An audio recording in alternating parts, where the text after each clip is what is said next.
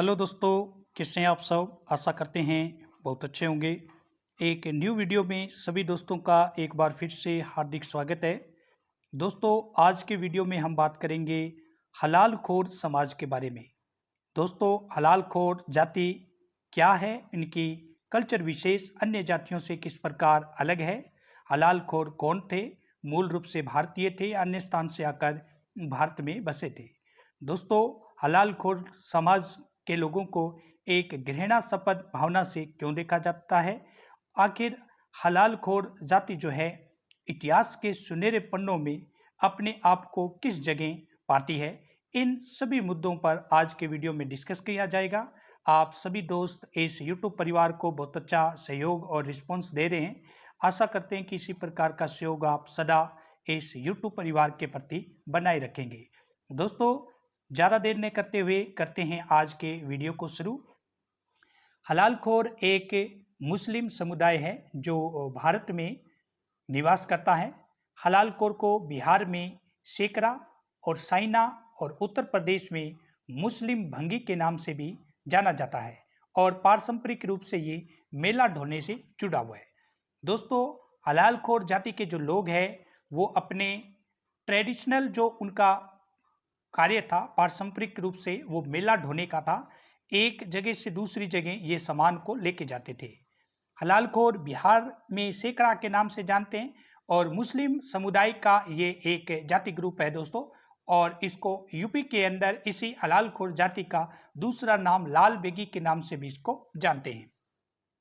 आगे एक तस्वीर है जो बयान कर रही है हलाल खोर जाति के इतिहास को और हलाल खोर जाति के कल्चर्स को बयान कर रही है। तस्वीर में आप देख सकते हैं, ये है हलाल खोर जाति का जो कल्चर विशेष है उसका पारंपरिक परिणाम स्वरूप वह हेल्स डोम और वाल्मीकि जैसे समान रूप से स्थित हिंदू समुदाय के साथ साथ अस्पृश्यता जैसी भेदभावपूर्ण प्रवृत्ति से पीड़ित है। हलाल खोर जाति के अधिकतर व्यक्ति मुस्लिम समाज के सुन्नी संप्रदाय के मानने वाले हैं। निश्चित ये लोग अपनी मेहनत द्वारा कमाई गई रोटी खाने के कारण हलाल खोर कहलाए होंगे। हालांकि कुछ बुद्धिजीवियों का कहना है कि धर्म परिवर्तन के बाद जब इस जाति ने सुअर का गोश्त खाना छोड़ दिया तो इस जाति को हलाल खोर के नाम से जाना जाने लगा। दोस्तों, हलाल खोर वो जाति है जो अपनी मेहनत, अपनी कठिन तपस्या, कठिन परिश्रम के द्वारा अपनी रोटी का जो जुगाड़ है वो करती है। और ये कुछ का कहना है कि ये जो जाति है वो सुअर का गोश्त खाना छोड़ दिया था, इसलिए ये हलाल खोर के नाम से जाने लगे। हलाल खोर यानी हलाल का रखने वाला, ये सिर्फ एक अलंकरण नहीं है बल्कि मुस्लिम समाज में मौजूद एक जाति का नाम है जिनका पेशा है नालों सड़कों की सफाई, मल मूत्र की सफाई करना, बाजा बजाना और सूप बनाना। हलाल खोर जाति के अधिकतर व्यक्ति मुस्लिम समाज के सुन्नी संप्रदाय के मानने वाले हैं। निश्चित ये लोग अपनी मेहनत द्वारा कमाई गई रोटी खाने के कारण हलाल खोर कहलाए होंगे। हालांकि कुछ बुद्धिजीवियों का कहना है कि धर्म परिवर्तन के बाद जब इस जाति ने सुअर का गोश्त खाना छोड़ दिया तो इस जाति को हलाल खोर के नाम से जाना जाने लगा। मुस्लिम समाज में एक दूसरी जाति भी है जो सफाई कर्मी और इसका एक अन्य नाम भी है। बताया जाता है कि हलाल खोर जाति के भीतर के विभाजन से ही इस जाति की उत्पत्ति हुई है। हालांकि इस विभाजन के कारणों की कोई खास जानकारी लिखित रूप में उपलब्ध नहीं मिलती। दोस्तों, हलाल खोर जाति जो है इसका विभाजन किस तरह से हुआ, ये किस तरह से बिखरी, किस तरह से टूटी, इसके जो खास इतिहास के अंदर लिखित जो साक्ष्य है, लिखित जो प्रमाण है वो उपलब्ध नहीं है। दरअसल जैसा कि जोइल भी लिखते हैं कि हलाल खोर जाति के लोग उस बड़े समूह का हिस्सा है या हिस्सा थे जो सफाई के काम में लिपित थे। जिसे लाल बेगी झाड़ू देने वाली स्वीपर लोगों का एक ऐसा वर्ग है जो उत्तरी भारत से आते हैं। इनमें कुछ सिपाही रेजिमेंट से जुड़े लोग हैं तो कुछ ऐसे भी हैं जो काम की तलाश में भटकते रहते हैं। लाल बेगी झाड़ू देने वाले नौकरों के रूप में यूरोपीय परिवारों के यहाँ काम किया करते थे। अन्य नौकर उन्हें जमादार कहते थे। अबुल फजल द्वारा लिखित, दोस्तों आपको पता है अबुल फजल जो है सम्राट अकबर के नवरत्नों में से एक थे जिसका संबंध राजस्थान से ही है। अबुल फजल द्वारा लिखित आईने अकबरी में पहली बार खाक रूप मतलब धूल साफ करने वाले व्यक्तियों के रूप में एक जाति को चित्रित किया, जो आगे जाकर लाल बेगी और हलाल जाति के रूप में देखी गई। आगे की तस्वीर में दोस्तों आप देखेंगे कि लाल बेगी जो समाज है उनका कल्चर विशेष किस प्रकार का होता है। ये जो तस्वीर है वो आपको बयान कर रही होगी ये जो हलाल खोर जाति है उनके कल्चर विशेष को। महमूद की बीवियों के अब एक किस्सा जुड़ा हुआ है, हलाल जाति की उत्पत्ति किस प्रकार होती है। तो महमूद की बीवियों के क्वार्टर की सफाई के लिए किसी की जरूरत थी।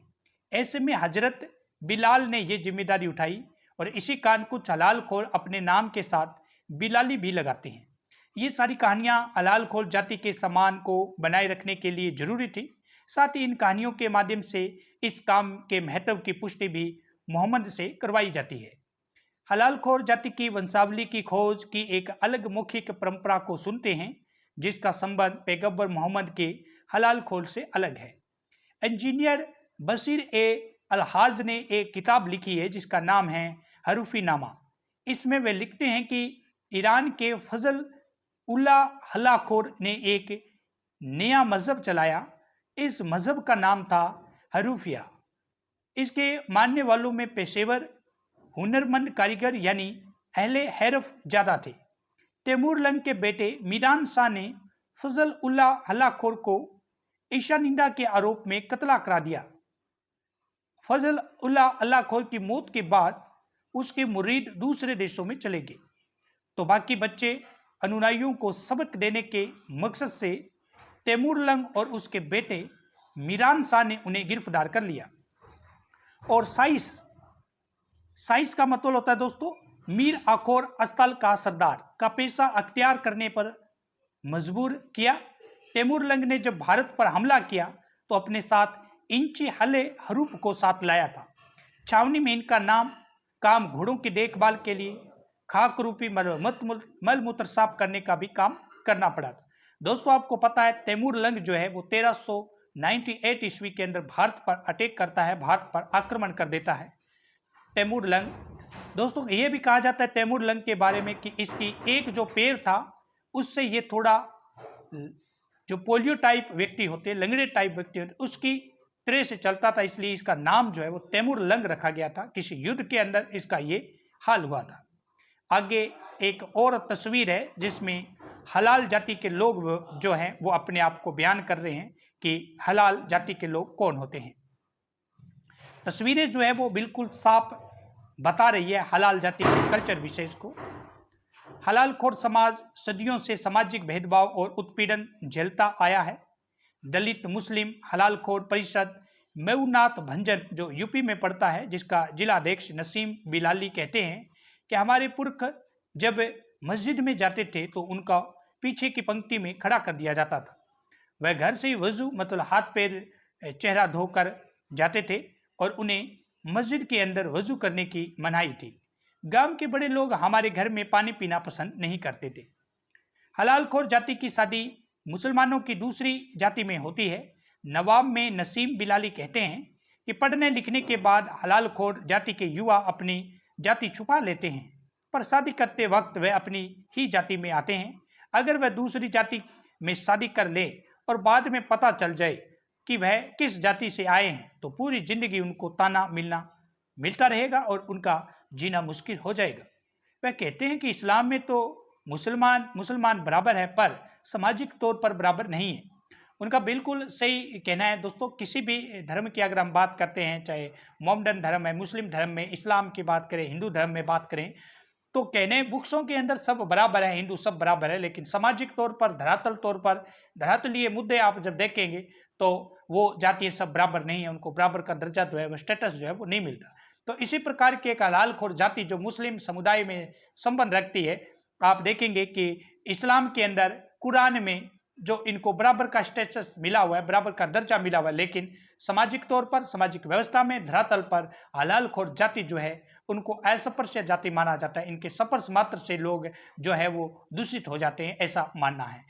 तो आज के वीडियो में हमने दोस्तों हलाल खोर जाति के मुद्दे जो है वो आपके साथ डिस्कस किए हैं। आप सभी दोस्तों का इस YouTube परिवार को बहुत अच्छा सहयोग मिल रहा है। आशा करते हैं कि इसी प्रकार का सहयोग आप इस YouTube परिवार के प्रति सदा बनाए रखें, ताकि हम कठिन से कठिन जो वर्क है वो आपके लिए करते रहे। नए दोस्त जुड़े हैं तो चैनल को सब्सक्राइब और बेल के प्रेस को जरूर नोट कर लें। पुराने दोस्त हैं उनको तो अपना काम पता ही है दोस्तों, आपको क्या करना है। तो आपका काम तो वीडियो को शेयर करना है ताकि सभी तक ये मैसेज पहुंचे। थैंक यू दोस्तों, अपने दोस्त को इजाजत दें। कल मिलते हैं न्यू वीडियो के साथ, तब तक के लिए धन्यवाद।